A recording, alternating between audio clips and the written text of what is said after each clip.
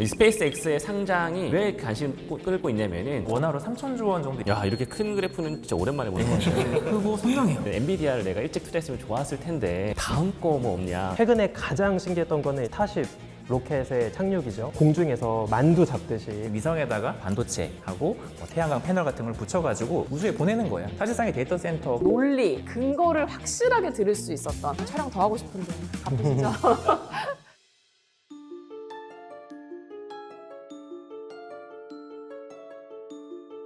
내가 만약 10년 전에 이 분야에 투자했다면 지금부터 니니님의 투자 반성회를 시작하겠습니다.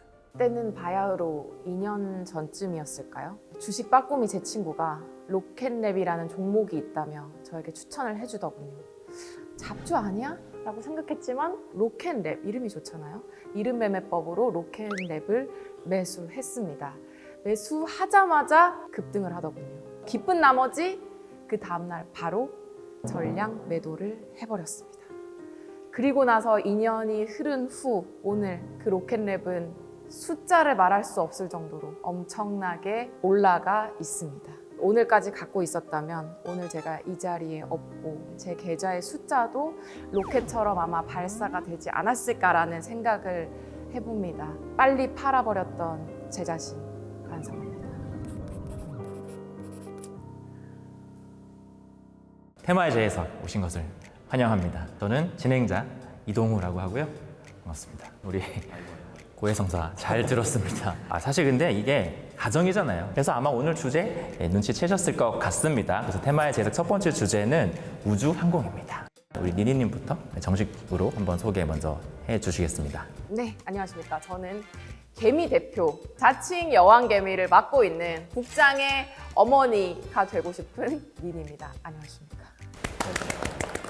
저는 천문학자 우주먼지 지웅배라고 합니다. 저는 또 저의 아주 존경스러운 선배님 아이작 뉴턴의 교훈을 철저하게 따라가면서 감히 사람의 관계에는 투자하지 않는 그런 소심한 사람으로 살고 있는데 오늘 또 제가 잘 모르는 세상 물정에 대해서 함께 얘기해 보도록 하겠습니다. 교수님도 혹시 요즘 로켓주 포모 오셨나요?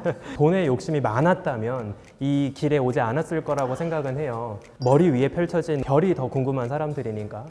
저희는 머리 위에 별이 아니라 수익률이 제가 머릿속에 가득한데. 안녕하세요. 저는 우주항공 재해석을 함께할 최성민 매니저입니다. 사실 더 이상 우주가 꿈과 엄청 멀리 있는 그런 미래가 아니거든요. 오늘 제가 이 자리에서 얼만큼 비즈니스로 다가왔고 얼만큼 현실 속으로 쏙쏙 오고 있는지에 대해서 한번 말씀드려보도록 하겠습니다. 오늘 종목까지 좀 여쭤봐도 되는 걸까요? 이런 기업들이 이런 활동하고 있다 정도까지는 저희가 한번 말씀드려볼 수 있는 기회가 있지 않을까 합니다. 알잘딱으로 알아듣겠습니다. 네.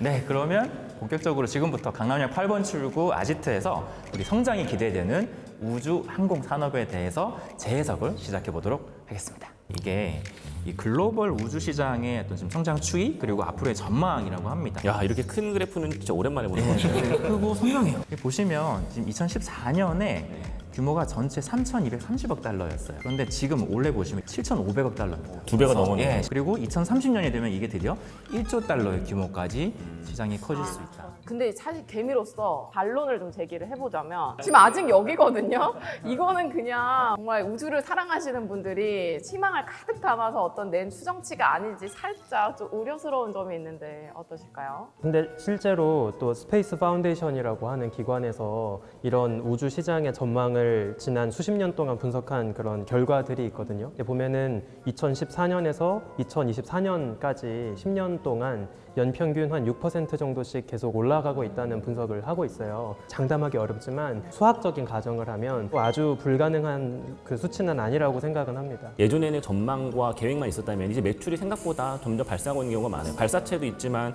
여기 표현된 것처럼 저궤도 위성에 대한 매출도 나오고 있고요. 네, 이게 말씀 잘 해주셨는데 지금 여기 저궤도 시장에 대한 부분도 있잖아요. 근데 이게 2014년에 보시면 전체 시장에서 한 3% 남짓이거든요. 근데 이게 올해 보니까 10%가 넘어갔어요. 2030년이 되면 25%, 그다음에 2050년이 되면 전체 시장의 절반이 다 저궤도 시장으로 메워질 거다라고. 교수님 앞에서 죄송하지만 저궤도라는 게 말이 조금 쉽지는 않다. 저궤도가 어려운 개념은 아니에요. 그냥 말 그대로 낮은 궤도라는 뜻인데요. 우리가 보통은 한 4,500km 정도 고도 안에서 낮은 궤도를 유지하면서 빙글빙글 도는, 특히 요즘에 제일 핫한 인공위성 중에 하나가 스타링크잖아요. 알죠. 스타링크가 열심히 활동하고 있는 그 영역을 저궤도라고 합니다. 그게 저궤도였어요, 스타링크가? 네, 맞습니다. 이제 그것보다 더 멀리 벗어나면 또 GPS 같이 지구 정지궤도 한 3만 킬로미터 고도에 떠 있는 친구들도 있는데, 지금 저궤도 시장이 아주 빠르게 성장하고 있는 거는 분명한 사실인 것 같습니다. 저궤도가 또 가까우니까 통신위성 띄우고 통신하기에는 좀 적당한 시장이 아닌가라는 얘기가 나오더라고요. 네. 근데 제가 사실 또 개미로서 궁금한 점이 있는데, 사실 이 달에 가는 거라든지 이런 거는 1900년대 초반에 막 소련도 가고 미국도 가고 굉장히 옛날부터 잘 발달이 되어 있었는데, 그런 게 한동안 얘기가 없다가 왜 갑자기 이런 열풍이 시작된 거가 사실 좀 궁금하긴 해요. 어느 날 갑자기 머스크가 화성 간다고 하고 로켓 쏜다고 하고 갑작스럽게 발생한 이슈처럼 들릴 수 있는데, 화성 갈 거니까 진짜 가실 것 같은데요? 사실 이게 되게 첨예하게 촘촘하게 발전해온 역사가 있어요. 제가 되게 좋아하는 그래프가 하나 여기 나와 있네요. 보면은 이게 이제 킬로그램당 우주로 발사하는 발사 비용에 대한 추이를 나타내는 그래프인데, 사실은 이게 우리가 인류가 달에 간 게 1970년대잖아요. 1980년대부터 거의 최근 2000년대까지는 거의 이 시장에서는 암흑기였었습니다. 발사 비용이 보시는 것처럼 거의 낮아지지가 않았죠. 이러다가 갑자기 하고 변곡점이 나타난 게 2010년대 중반 정도부터인데요. 이때 뭐가 등장했을까요? 2010년도? 스페이스X. 그렇죠. 거의 킬로그램당 발사 비용이 한 10,000불 정도 하던 게 10분의 1 수준인 1,000불 수준까지 내려오는 것을 볼 수가 있으세요. 팔콘 9이건 팔콘 헤비건 이런 것들이 스페이스X가 우주 날려보내는 로켓의 이제 이름이 될 텐데요. 조금 더 희망회를 돌리게 되면은 지금 스타쉽 발사가 사실 얼마 전에도 시험 발사가 있었고 굉장히 엄청나게 큰 화물선이잖아요. 희망하건대 킬로그램당 발사 비용을 200불 수준까지 낮출 수 있다. 아직은 전망치입니다. 근데 200불이라는 게 어떻게 보면 미국으로 화물 보낼 때 이 정도 내거든요. 택배비인데 거의. 아니 이게 너무 놀랍긴 한데, 나사도 있고 갑자기 스페이스X가 등장을 해가지고 이렇게 드라마틱하게 낮췄다는 게 좀 믿기지가 않기는 해요. 갑자기? 사실 로켓 발사는 태생적으로 돈을 낭비하는 방식이었어요. 맞아요. 왜냐하면 이 지구의 강한 중력을 한꺼번에 벗어나려면 엄청나게 많은 연료가 필요한데, 또 연료를 너무 많이 넣으면 또 더 무거워지니까 그럼 더 많은 연료가 더 필요해져요. 네. 사실 말씀하신 그 재활용 로켓이라고 하는 개념이 원래 나사에서도 시도가 없진 않았습니다. 그러게요. 했을 것 같은데. 1980년대 중반을 넘어가면서 여기 셔틀이라고 하는 게 등장해요. 우주 왕복선입니다. 우주 왕복선을 왜 만들었냐면 말 그대로 왕복선이에요. 돌아오려고. 비용을 절감하겠다는 생각으로 만든 거예요. 근데 어떻게 됐어요? 더 비싸졌어요.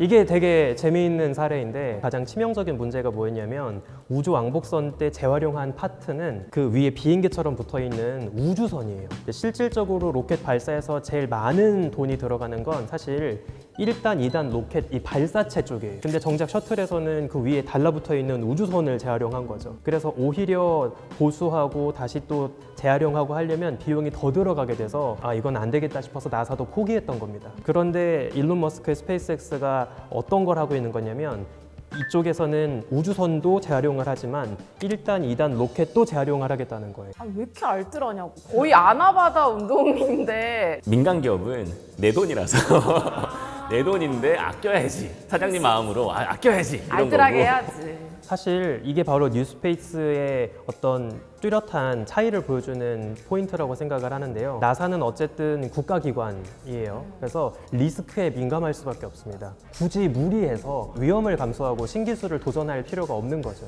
약간 공무원 조직 같은. 죄송합니다. 그거에 비해서 이제 일론 머스크는 말씀하신 것처럼 더 과감하게 좀 더 도전적인 것들을 해볼 수가 있는 거죠. 그러니까 결국 이 스페이스X의 재사용 발사체가 이 시장 산업의 트리거가 된 것 같은데, 교수님께서는 그 처음에 정말 이 딱 지구상에 잘 도착한 착지하는 그 모습을 보셨을 때 개인적으로 소회가 어떠셨을까요? 저도 너무 신기했죠. 왜냐하면 사실 볼펜 세우기도 어렵거든요. 물병 세우기도 어려운데. 맞네. 그 커다란 수미터짜리의 로켓을 화염을 내뿜으면서 출렁거리는 바다에서까지도 중심을 맞추고 한다는 게 너무 신기했어요. 최근에 가장 신기했던 거는 이제 스타쉽 로켓의 착륙이죠. 아예 공중에서 만두 잡듯이 맞아요. 이렇게 탁 잡더라고요. 공중에서 딱 젓가락으로 네. 고정시키잖아요. 완전 갑자기 뚝 떨어지는 이상한 방법으로 진짜 오타쿠 같은 방식으로 그 놀라운 일을 이제 해낸 거죠. 그래서 말씀하신 것들을 쭉 정리를 해보니까 결국에는 이 우주항공 산업 분야가 원래는 돈이 많이 들고 그래서 정부 주도로 많이 이어왔던 산업들이 발사 비용이 확실히 줄어들었다라는 그런 부분, 거기에서 정부 영역에서 민간 영역으로 이 산업이 계속 확장되고 있다, 이렇게 좀 볼 수 있을 것 같네요. 예. 냄새를 맡죠, 돈 냄새를. 그러면 이런 로켓 발사 비용을 재활용하면서 계속 아끼면서 이제 이 비용을 가지고 또 다른 곳에 투자를 하면서 이 산업 자체가 엄청 커지는 거군요. 그래서 혹시 니니님께서도 이런 우주 산업의 성장에 대해서 좀 체감을 하고 계신가요? 당연히 체감하고 있고요. 일단 가장 먼저 체감하는 건 제 계좌겠죠. 그리고 제가 출연하는 채널에서 우주 관련된 키워드가 급증하기 시작했어요. 우주 애널리스트 분이 나와서 설명해 주신 그런 뭐 우주 데이터 센터라든지 그런 영상들이 조회수가 갑자기 올라가기 시작했어요. 사람들이 우주가 뭔지는 몰라도 일단은 뭐가 되겠구나, 뭐 스페이스 X 당연히 상장을 앞두고 있으니까 그 전까지는 뭔가 돈이 들어오겠구나라는 기대감이 굉장히 큰 것 같습니다. 옛날에 제가 학생일 때만 해도 되게 배고픈 천문학자 이미지가 사실 좀 아하. 강했거든요. 근데 요즘에는 굳이 제가 애써 천문학 해도 돈 잘 벌 수 있어라고 어필 안 해도 학생들 스스로가 좀 긍정적인 이미지를 많이 갖고 있는 것 같아서 다행이라는 생각도 하고 사실 이 정도 분위기면은 뭐 좋은 기업에 들어간 것도 좋겠지만 창업하시는 제자분도 있으실 맞아요. 것 같아요. 네. 아예 스타트업으로 조그만한 인공위성을 만들거나 아니면 또 학생들끼리 발사체를 만들거나 이런 스타트업을 하는 분들도 많이 있고요. 제 동기나 선배분들 중에도 벌써 아주 번듯한 기업을 운영하고 계신 분들도 계십니다. 요즘 뭐 눈물 흘리시는 건 아니죠? 그때 제가 그 선배를 따라갔어야 네, 눈가 갑자기 툭툭해지신 것 같아서 네, 네. 고해성사 한번 더 해야 되지 않을까요? 네, 사실 이 영상을 보시는 분들께서 가장 궁금한 건 결국 여기 사서 돈이 돼? 이거잖아요. 저도 개인적으로 궁금합니다. 그래서 오늘 이 지하실의 공식 질문 첫 번째 질문입니다. 이 우주항공에 대한 산업을 어떤 시각으로 바라볼까? 단기적이냐 아니면 장기로 바라봐야 되냐? 이런 측면에서 교수님께서는 어떻게 생각하시나요?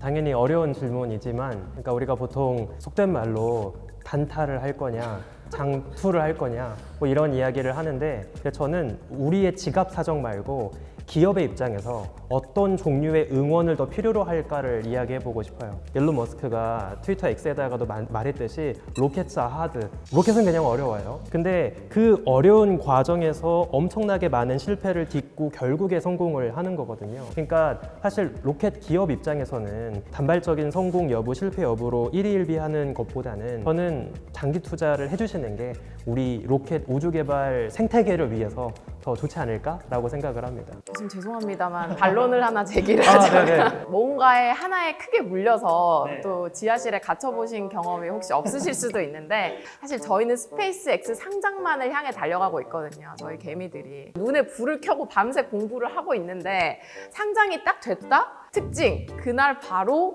은봉 내리고 그 직전까지가 사실은 파티거든요. 그래서 단기 투자도 나쁘지는 않다. 왜냐하면 우주 너무 응원하고 스페이스X 내가 너무 좋아하지만 투자자의 입장에서는 좀 치고 빠지는 어떤 뭐 전술 전략이라고 할까요? 뭐 그런 것들도 있을 것 같은데 매니저님 맞죠? 저는 단기적으로 투자하는 것도 의미는 있다고 봐요. 그런데 저는 좀 다르게 생각하는 한 포인트는 좀 아깝다. 뭐 이게 이제 발사체 해서 돈 벌고 저궤도 이성에서 돈 벌고 이런 것들은 그 이유를 향한 발판일 수 있다. 우주항공 산업은 사실 크게 두 가지로 나눠볼 수가 있어요. 업스트림, 위로 올라가는 게 하나 있고요. 다운스트림, 내려오는 게 있는데 올라가는 건 이제 발사체나 위성 같은 거고요. 내려오는 것들은 이를테면은 데이터라든지 아니면 뭐 위성 관측이라든지 이렇게 시스템을 운영하는 서비스 쪽이 됩니다. 업스트림은 사실 저희가 알고 있는 게 뭐 스페이스 X라든지 블루 오리진, 로켓랩 같은 회사가 될 거고요. 다운스트림 쪽에서는 뭐 AST, 스페이스 모바일이라든지 플래닛 랩스라든지 뭐 이런 기업들이 있을 것 같아요. 이제 좀 들어본 종목들이 이제 슬슬 나오는데 이제 요 중에서 또 옥석을 가려내야 되거든요. 그러니까요. 어떤 게 왜 좋은지 좀 설명을 좀 부탁드립니다. 사실은 하나같이 정말 퉁퉁 빛나는 기업들인데 많은 관심을 갖고 계신 게 이제 스페이스X 기업이죠. 6월 중순경에 상장 예정으로 좀 가고 있습니다. 이 스페이스X의 상장이 왜 관심 끌고 있냐면은 IPO의 규모가 역대 최대가 될 가능성이 있어요. 저희 그날만 바라보고 지금 가고 있어요. 저희가 그러니까요. 지금. 네. 그러니까 보니까 시총 지금 원화로 3,000조 원 정도 예상을 한다고 합니다. 그런데 이게 지금 7위 브로드컴이 시총 3,000조 원 정도 되거든요. 그러니까 상장하는 즉시 바로 탑10 안에 그냥 바로 들어가는 사이즈다라고 보시면 돼요. 머스크 형 너무 좋겠다. 그게 나 같아도 잠 안 자고 일할 것 같아. 지금 테슬라도 이미 탑10 안에 들어가 있거든요. 자기가 운영하는 2개 회사가 다 탑10 안에 들어가는 셈이 되는 거죠. 그리고 잠깐 얘기 나왔던 것처럼 로켓랩이라는 회사도 사실 이미 상장을 해서 주가가 상당히 괜찮았었습니다. 올해 아마 한 100회 정도의 발사 횟수를 채울 것 같아요. 이미 계약이 돼 있는 횟수도 굉장히 많이 있고요. 이 로켓랩이라는 회사는 아주 초대형 발사체는 아니고 중소형, 특히 이제 소형에 특화되어 있는 발사체인데 스페이스X 상장한 이후에도 경쟁력을 유지할 수 있지 않을까. 그 로켓랩이 사실 저도 되게 매력적이라고 생각을 하는 게 스페이스X랑 로켓랩이랑 사실 접근 방식이 좀 달랐어요. 그러니까 비유를 하면 스페이스X는 우주로 가는 버스입니다. 로켓랩은 우주로 가는 택시예요. 아, 사이즈가 다른. 그쵸, 일단 사이즈가 다르고 버스는 저렴하지만 정확하게 내가 가고 싶은 데까지 가진 않아요. 근데 택시는 내가 정확하게 가고 싶은 건물 입구까지 갈 수 있어요. 그래서 그 스페이스X가 하고 있는 대형 로켓에 보통 큐브셋들이 어떻게 날아가냐면 주요 탑재체가 큰 게 하나 있고요. 빈 자리에 함께 끼어서 올라갑니다. 합승이군요, 합승. 맞아요. 정확하게 합승이에요. 내가 날아가고 싶은 날짜, 고도에 정확하게 가긴 어려워요. 근데 로켓랩은 로켓 자체가 크진 않지만 대신 그렇게 비싸지 않은 비용으로 날아갈 수 있다 보니까 차라리 나는 돈 조금 더 내고 정확하게 내가 가고 싶은 날에 내가 가고 싶은 곳으로 갈래 라는 선택지가 열리는 거예요. 골목골목 갈 수 있는 택시처럼. 맞습니다. 마냥 경쟁 업체로 볼 게 아니네요. 그러면 각자의 영역을 좀 구축을 하고 있고 국내 기업들도 좀 한번 봤으면 좋겠는데 이 부분은 저도 최근에 좀 국내 시장을 보고 있다 보니까 좀 봤거든요. 네. 발사체 분야로는 워낙 많이 들어보신 한화 에어로스페이스가 일단 가장 대장인 것 같고 위성 제조 분야 쪽으로는 세트랙 I라든지 한국항공우주, 한화 시스템 이런 기업들이 또 있습니다. 그리고 위성 시스템 쪽으로는 AP 위성이라는 기업이 대표적으로 자리 잡고 있고요. 그 다음에 이제 해외 다운스트림 쪽으로는 근데 AST 스페이스 모바일이 보니까 스타링크랑 뭔가 하는 일이 비슷하면서도 또 약간 차이가 있는 것 같더라고요. 그 회사는 어떤 일을 하는 건가요? 흔히 이제 다이렉트 투 디바이스라고 해서 D2D라고 이야기를 하는데 그 방식은 아예 인공위성에서 스마트폰으로 별도의 지상 단말기 없이 다이렉트하게 신호를 주고받을 수 있게 하겠다라는 거예요. 아직은 우리가 뭐 스타링크 같은 데이터를 쓰려면 커다란 안테나나 수신기가 필요한 거죠. 아, 그 시골에 가면 있는 그 쟁반 같은 그런 맞아요. 게 필요한 거죠? 네. 커다란 장비를 가지고 다니기는 어렵잖아요. 그러니까 우리가 일상생활에서 저기에도 이성통신을 쓴다고 생각했을 때에는 그냥 핸드폰 열어서 뭐 통신사 바꾸듯이 바꾸면 된다는 관점이라면 되게 매력적이다. 사실 이런 점 때문에 미국에 있는 큰 통신사 AT&T랄지 버라이즌이랄지 이런 기업들이 많이 투자를 많이 했습니다. 아, 핸드폰 없는 사람은 거의 없으니까 어쨌든 돈이 되려면 사실 이쪽이 조금 더 매력적일 수도 있겠네요. 상용화 되기만 하면 정말 AST 스페이스 모바일이 뭐 예를 들면 바다 한가운데 있는 뭐 배라든지 비행기도 그렇고 훨씬 더 접근이 더 용이해질 수 있을 것 같네요. 히말라야 가서 영상 통화하는 거죠. 뭐. 히말라야에서 유튜브 방송하시 바다에서 또 유튜브 하고 안 끊기게. 네, 다운스트림 쪽에서는 사실은 그 플래닛 랩스라는 기업도 좀 주목해볼 필요가 있다고 생각을 해요. 우주에서 사진 찍는 게 지속성이라는 게 되게 중요합니다. 그래서 쓰임 방식도 국방이라든지 기후, 뭐 농업 다양하게 쓰이는데 고해상도 화질 가지고서 제공하는 것도 있지만 데이터 분석을 해줘요. AI를 통해서요. 이런 것들 때문에 3월 중순쯤에 그 실적 발표했었는데 상당히 좀 반응이 좋았었던 기업도 있습니다. 그냥 우주선 하나, 탐사선 하나 갖다 놓고 거기서 그냥 사진 계속 찍으면 되는 거 아닌가? 라는 생각이 좀 들어가지고. 인공위성은 당연히 지구 정지 궤도가 아닌 이상 아주 빠른 속도로 지나가기 때문에 한 장소에 가만히 서서 찍는 거는 아니고요. 대신 빠르게 지나가면서 내가 원하는 지역을 또 찍고 또 찍고 또 찍고 하는 거죠. 아, 되게 어려운 기술이네요. 그렇죠. 그러면 약간 스톱모션 애니메이션 보듯이 그 지역을 찰칵찰칵찰칵 찍어놓은 것들을 변화를 보면서 어디에 홍수 취약 지역이 있는지 어디에 사람이 많이 모이는지 이런 유동적인 시계열 데이터라는 거를 볼 수가 업스트림이라고 하는 시장이 어떻게 보면 작아 보이긴 하거든요. 근데 결국에는 근데 다운스트림이 업스트림이 되지 않으면 불가능한 시장이기 때문에 결국에는 저희가 투자를 할 때는 업스트림과 다운스트림을 골고루 좀 포트폴리오를 꾸며가지고 좀 육각형 포트폴리오를 맞춰서 구성해서 투자를 하시는 게 좀 정답이 아닐까라는 생각을 좀 해봅니다. 네. 자, 그래서 두 번째 공식 질문은 네가 왜 거기서 나와? 우리 수혜주를 한번 분석을 해보겠습니다. 요거죠. 네가 왜 여기서 나와? 요거죠. 감사합니다. 제가 근데 주식 투자하시는 분들 보니까 사실은 찐 고수들은 남들 다 아는 우주 테마주가 아니고 뭔가 고거의 수혜를 받는 또 다른 어떤 또 흑막의 어떤 산업들이 있더라고요. 곡괭이 파는 기업들. 그렇죠. 아 저희는 모르고 다 막 매니저님들만 아실 것 같은 그런 좀 내가 모르는 게 있나라는 꽁꽁 생각을. 숨겨져 있는 그런 실속 있는 어떤 좀 테마주 그런 것들 좀 궁금합니다. 제가 여기서 감히 소개드리는 것이 부디 고점 신호가 아니길 바라면서 제가 말씀을 드리면 일단 제가 개인적으로 생각했을 때 전기차 시장이 좀 흥미롭지 않을까라는 생각을 했어요. 아, 배터리 때문에. 네, 맞습니다. 왜냐하면 간단하게 생각해서 화성하고 달에 가서 휘발유차를 탈 수 없습니다. 거기서 일단 기름도 안 나올 뿐더러 만약에 굳이 타겠다고 하면 기름도 갖고 가야 되니까 당연히 화물비가 더 올라가게 될 거고요. 또 우주 공간에서는 사실 더 나은 방식이 있습니다. 태양광 패널을 그냥 깔면 되기 때문에 그걸로 쭉쭉쭉 배터리를 충전하고 그 배터리를 가지고 전기차를 타고 다니고 하는 게 훨씬 더 유용한 거죠. 근데 달에 도로가 있어요? 전기차를 이렇게 타고 다닐 만한 뭐 포장도로 같은 거? 너무너무 좋은 질문인데요. 당연히 달에서는 오프로드입니다. 그래서 타이어도 지구랑은 개념이 달라야 돼요. 그러게 엄청 빵빵하게 공기압 이런 거 고무 타이어를 사실 하긴 어렵고요. 월면차 앞서 아폴로 미션에서도 전혀 다른 방식의 타이어를 썼고 또 지금 날아가고 있는 화성 탐사 로버들도 알루미늄 타이어 같은 걸 쓰거든요. 그런 것도 주목하시면 재밌지 않을까 싶네요. 그래서 실제로 그 구글에서 이런 프로젝트를 진행하고 있더라고요. 그게 프로젝트 선캐쳐라고 하는 이게 결국에는 위성에다가 반도체하고 태양광 패널 같은 걸 붙여가지고 우주에 보내는 거예요. 그럼 거기서 AI 연산 학습들을 다 해내는 거라는 거죠. 그러니까 사실상의 데이터 센터가 거기서 다 이루어진다라는 거죠. 태양광에서 가까운 곳에서 2030년 중반쯤에 이게 상용화되기를 이제 기대하고 있는데 그러려면은 킬로그램당 발사 비용이 200불까지는 떨어져야지 현실화될 수 있다. 이런 얘기들을 그래서 하고 있더라고요. 이제 데이터 센터 얘기를 하다 보니까 또 하나 생각나는 연계의 테마가 로보틱스 분야가 있어요. 왜냐면은 이제 우주에 뭔가 이제 띄워놨잖아요. 어쨌든 관리를 해야 된단 말입니다. 근데 사람이 가서 하는 건 너무 비효율적이에요. 이를테면 뭐가 고장 났다. 부품 갈아 껴야 되잖아요. 로봇들이 가서 해주는 거고요. 태양판도 닦아줘야 돼 한 번씩. 태양광 이런 걸로 또 충전 배터리 해가지고 또 띠리띠리 하면서 먼지 닦고 막 이럴 수가 로봇들도 있겠네요. 직접 자가 충전하면서 또 일을 할 수 있겠네요. 고장 나면 서로 고쳐주고. 대박이다. 되게 재밌을 것 같네요. 그러니까 로봇 얘기까지 지금 파생이 되고 있는 게 AI를 막 발전시키려면 데이터 센터가 필요한데 또 지구상에 무한정 지을 수 없으니 또 우주를 가려고 하고 우주 데이터 센터는 또 유지보수하려니까 또 피지컬 AI의 대명사 로봇 얘기가 또 나오는 그러니까 생각보다 이게 단순히 로켓 자체의 뭐 성공, 뭐 실패 이런 거보다 우리 삶에 정말 꽤 깊숙하게 이미 침투를 하고 있고 거기서 또 어떤 파생되는 시장 이 성장들이 굉장히 우리가 또 눈여겨볼 만한 거다라는 거를 아마 오늘 보시는 시청자분들께서도 좀 많이 알아가실 수 있는 계기가 될 것 같습니다. 자, 이래도 단기 투자하실 겁니까? 아직은 우주 레버리지를 한번 준비를 해야 되는 걸로 이제 마지막 공식 질문이 남았습니다.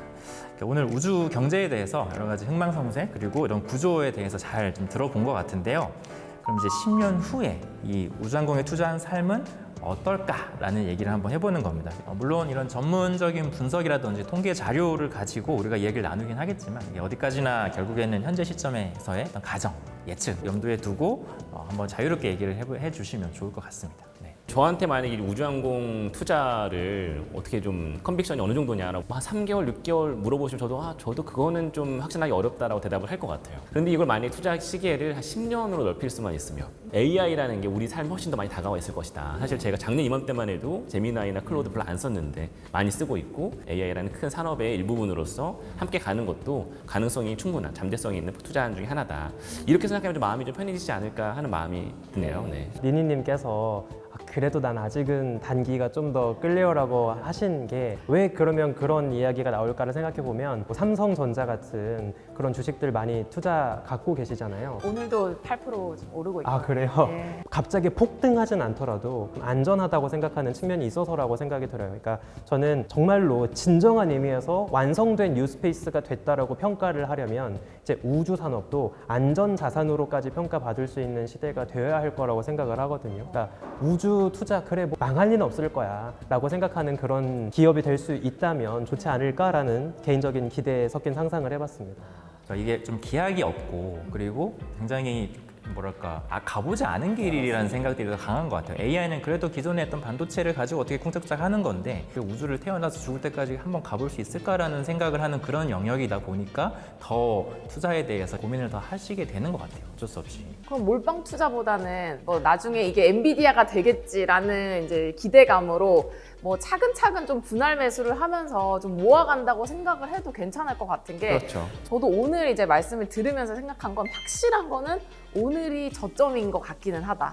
한 5년, 10년을 보면 결코 고점은 아니라는 생각은 늦지 않은 것 같다. 네. 예, 맞습니다. 교수님이 이제 돈이 좀 생겼어요, 예를 들면. 근데 그 돈으로 우주만 배우는 대학을 만들기 vs 내가 직접 우주에 가보기. 아, 둘 중에 하나를 선택할 수 있다면 어떤 걸 선택하시겠어요? 가면 돌아올 수 있나요? 돌아오게 해드릴게요. 아, 그러면 저는 어려운데? 사실 학교를 세우는 것도 또 학자로서의 중요한 사명이라고 생각이 드는데 그래도 우주에 가보고 싶습니다. 아, 교육은 별로 중요하지 않다.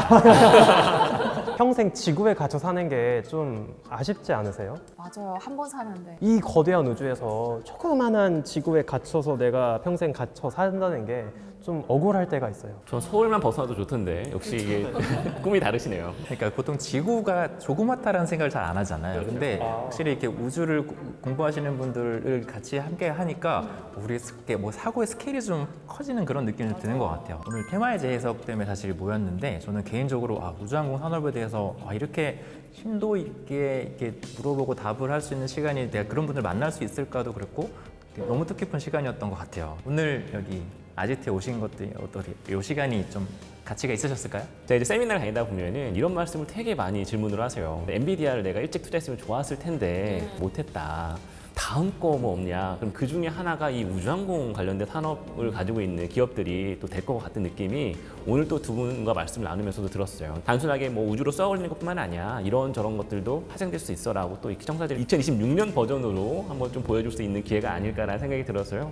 그래서 되게 좀 뜻깊은 시간이 아니었나 합니다. 교수님께 직강을 이렇게 듣는 게 제 등록금도 안 냈는데 제작진분들 감사드리고요. 제 방송에 또 써먹을 생각하니까 일단 너무 신나고 그리고 제가 막 상상을 하게 되더라고요. 그리고 가장 중요한 건 제가 또 투자를 하고 있는 투자자이기 때문에 논리, 어떤 근거를 확실하게 들을 수 있었던 그런 시간이어서 너무너무 재밌고 즐거웠고 촬영 더 하고 싶은데 바쁘시죠?